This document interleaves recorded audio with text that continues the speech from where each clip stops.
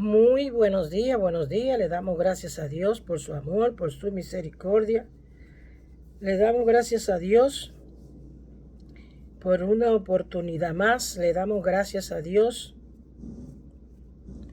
porque Él es bueno y sus misericordias son para siempre. Le damos gracias a Dios porque Él está con nosotros. Y ustedes saben que Dios nunca nos deja, somos nosotros que lo dejamos a Él. Cuando una persona practica la maldad, en todo el sentido de la palabra, ¿verdad? Porque a veces nosotros pensamos que practicar la maldad es usted matar, robar. No, no. Hablar mentira, calumniar, no hacer las cosas que le agradan a Dios, es practicar la maldad. Cuando tú estás practicando cualquier tipo de maldad, si en tu mente tú entiendes que Dios está ahí y Él te está observando, tú no lo haces. Pero cuando las personas no tienen esa convicción, no tienen esa certeza, hace muchísimas cosas. A uno se le olvida, porque es la fuerza del pecado. A uno se le olvida. Cuántas cosas que desagradan a Dios nos hemos hecho nosotros. Pero en ese momento el pecado nos invade de tal forma que ni cuenta nos damos que Dios está ahí. Y Dios está presente. Dios está presente. Dice que Él es omnipresente, es decir, Él está en todo lugar. Es un poder y una fuerza que solamente Dios la puede tener. Solamente Dios. ¿Qué pues diremos? ¿Perseveraremos en el pecado para que la gracia abunde? En ninguna manera. Porque los que hemos muerto al pecado, ¿cómo viviremos aún en él? ¿O no sabéis que todo lo que hemos sido bautizados en Cristo Jesús, hemos sido bautizados en su muerte? Ay, eso está fuerte ahí. Eso sí que está fuerte ahí. Eso es lo que mucha gente no entiende. O diría yo, eso es lo que muchos no entienden. Y aquí es donde hay que tener mucho cuidado. Porque la mala interpretación de esto es que ha llevado al mundo a donde está. Especialmente a los llamados cristianos. ¿Por qué?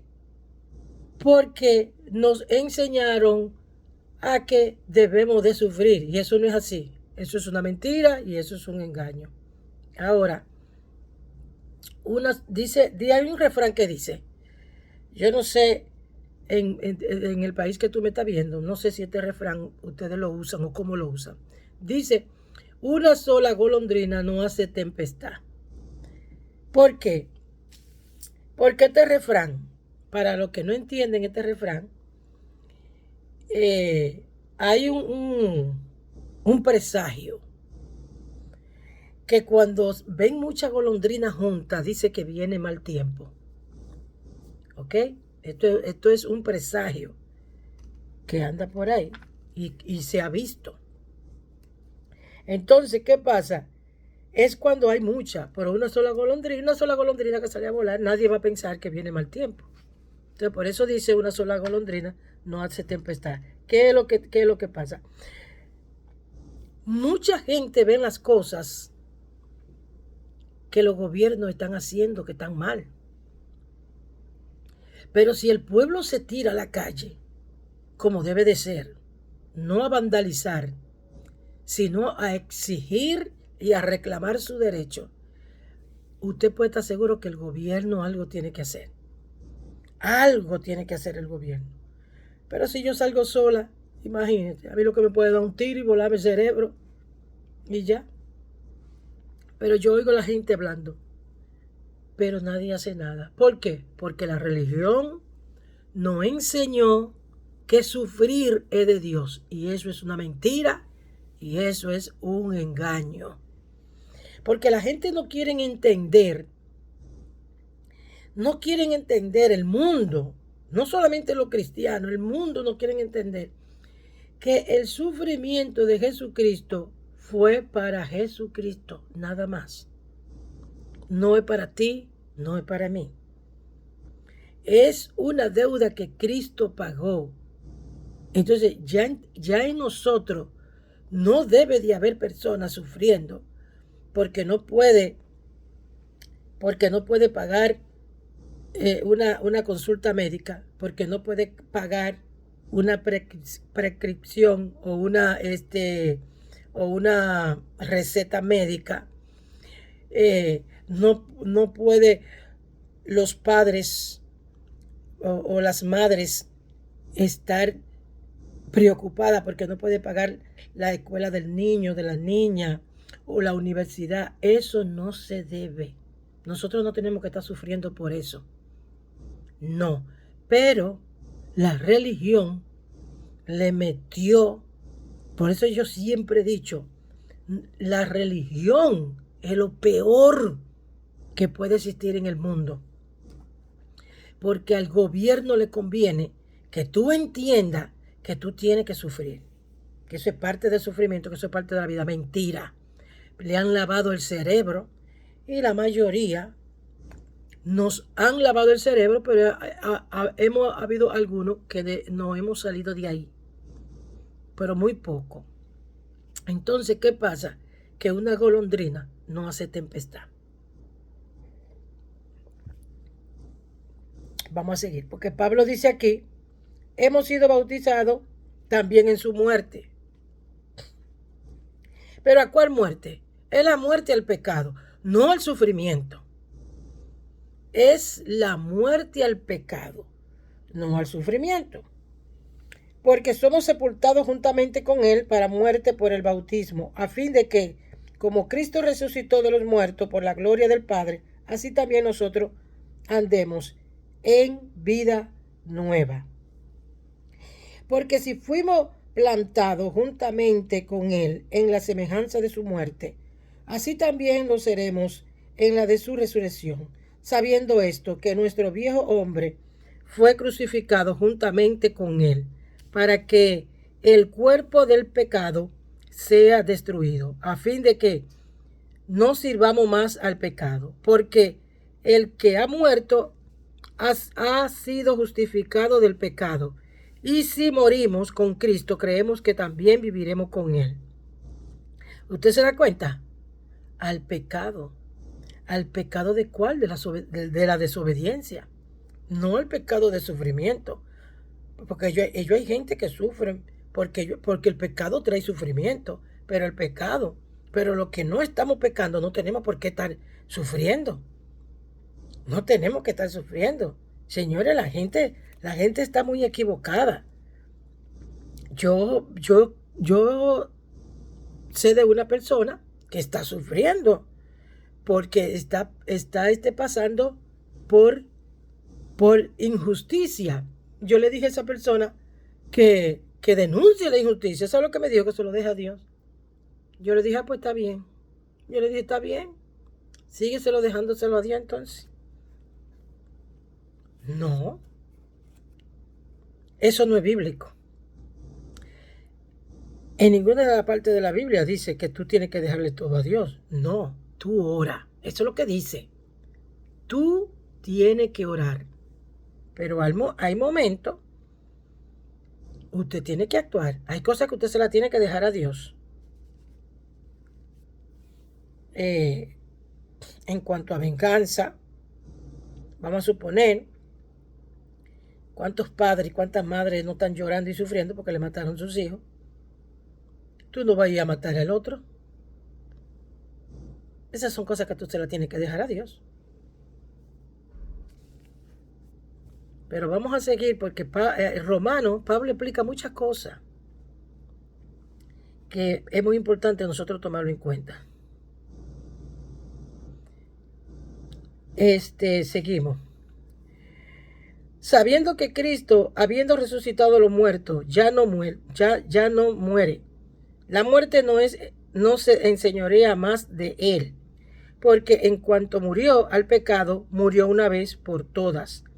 Mas en cuanto vive, para Dios vive. Así también nosotros consideraos muerto al pecado, pero vivo para Dios en Cristo Jesús, Señor nuestro. Es decir, nosotros tenemos que estar muerto al pecado. Pero ¿cuál es la moraleja de esto? Que nosotros no debemos practicar el pecado. No debemos de practicar el pecado. Tú sabes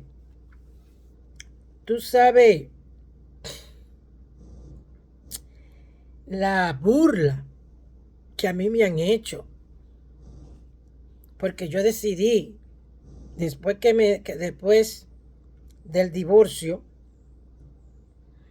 yo decidí quedarme sola y criar a mi hija sola. Tú sabes la burla que yo he recibido, señora mía, hasta los profesionales, médicos profesionales me han aconsejado a mí, oiga, me han aconsejado a mí que practique la fornicación y que yo no tengo que llevar a ese hombre a mi casa, oiga. Y estas cosas a mí me gusta que pasen porque tú vas aprendiendo la mentalidad del mundo. Y yo podré ser lo que yo sea, pero fornicación y adulterio yo no practico. Eso no está en mí. Eso no está en mí. Y lo digo a toda boca. Eso. El hombre que crea que se va a equivocar conmigo con respecto a eso, perdió el tiempo. Y mira que invitación yo he tenido un montón. Pero el diablo sabe que ahí no está mi debilidad. Porque el diablo siempre va a usar tu debilidad para probarte. Es decir, que practicar el pecado es algo que está en nosotros. Nosotros somos los que decidimos. Y te voy a decir una cosa. Criar a mi hija no ha sido fácil, pero tampoco difícil. No ha sido fácil. Yo a veces, cuando veo a estas madres con 2, 3, 4 y 5 muchachos solas, yo no me imagino. Yo no tengo ni idea cómo pueden hacerlo. No reine pues el pecado en vuestro cuerpo mortal, de modo que lo que obedezcan en su concupiscencia, ni tampoco presentéis vuestro miembro al pecado como instrumento de iniquidad, sino presentaos ustedes mismos a Dios como vivo de entre los muertos, y vuestros miembros a Dios como instrumento de justicia. Porque el pecado no se enseñorea de ustedes, pues no están bajo la ley, sino bajo la gracia.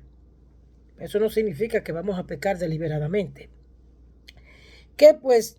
¿Pecaremos porque no estamos bajo la ley, sino bajo la gracia? En ninguna manera.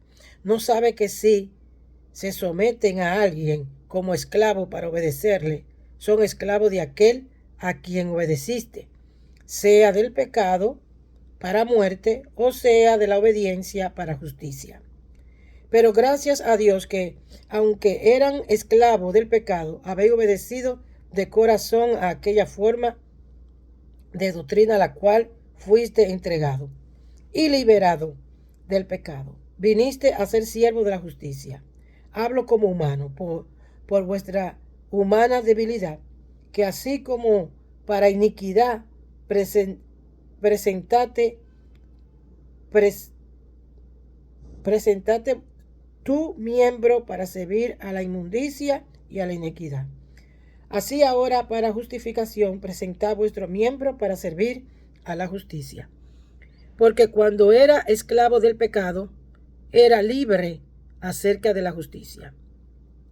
Pero ¿qué fruto tenéis de aquella cosa de las cuales ahora te avergüenza? porque el fin de ella es muerte. Mas ahora que habéis sido libertados del pecado y he hecho siervo de Dios, tener por vuestro fruto la santificación y como fin la vida eterna. Porque la paga del pecado es muerte, mas la dádiva de Dios es vida eterna en Cristo Jesús, Señor nuestro. Es decir, en un resumen, el pecado trae como consecuencia la muerte. Pero ¿cuál muerte? Aquí no se habla de la muerte natural, porque la muerte natural va a venir tarde o temprano. Va a venir tarde o temprano, porque Jesucristo, ¿verdad? Jesucristo no nos vino a nosotros a liberarnos de la muerte, de la muerte del cuerpo. Es de la muerte espiritual, porque existe una segunda muerte, bíblicamente hablando, está. ¿Dónde? Bueno, vamos primero, como ya le he cansado de decirle, vamos primero a terminar de leer la Biblia y luego nosotros vamos a hablar esas cosas. De ese tipo de, eso es profundo de la muerte. Es profundo para aquellos que han decidido mantenerse o mantener su alma durmiendo. Pero mucha gente ya entiende que hay una segunda muerte. Y de esa fue que Cristo vino a liberarnos. Porque bíblicamente hablando, según las Escrituras, nosotros vamos a pasar a un segundo plano. Y si le hablo de la ciencia gnóstica, si yo te hablo a ti de ese término, nosotros no vamos a terminar. Nosotros, yo no sé por qué vida vamos. Porque supuestamente en cada vida hay un despertar. Hay un despertar, por ejemplo. Hay personas que están viniendo a este canal, que ellos saben que ellos eran esclavos de los diezmos, un ejemplo. Y ellos van a decir, ellos saben, y ellos despertaron cuando escucharon que a través de mí, el Espíritu Santo le habló y le dijo, según la palabra, que tú no tienes que diezmar. Ahí viene un despertar. Cuando la persona escucha que para tú salvarte tú no tienes que estar metido en un templo, ahí viene un despertar. ¿Ok? Entonces, ellos hay personas que no se han despierto todavía, especialmente los religiosos. ¿Por qué los religiosos practican todas estas cosas? Porque están durmiendo. Y cuando tu alma está durmiendo, tú no entiendes nada. Eres un zombie. A donde te llevan, ahí tú vas. Pero cuando tú despiertas y tú dices, no, cuando yo desperté, cuando el Espíritu Santo tuvo compasión de mí, me despertó, ahí yo, ¿qué hice? ¿Qué fue lo primero que yo hice? Me salí de la religión. Me salí de la religión. Al salirme de la religión, salí de esa esclavitud. Mire, todo aquel, o escuche esto, todo aquel que para sentirse bien tiene que estar metido en un templo es un religioso y está durmiendo. Todo aquel que para sentirse bien ellos tienen que diezmar es un religioso, es un esclavo y está durmiendo, no ha despertado. Entonces, así mismo hay mucha gente que practican el pecado porque están durmiendo. Cuando ellos despiertan, ellos entienden que no deben de seguir en eso. Entonces, pídale a Dios que lo despierte. Que lo despierte. ¿Por qué? Porque nosotros practicamos pecado porque queremos. Y muchos lo practican porque están durmiendo todavía, su alma están durmiendo. Pero este capítulo 6 nos dice a nosotros que nosotros estamos muertos al pecado. Es decir, nosotros no tenemos que practicar pecado.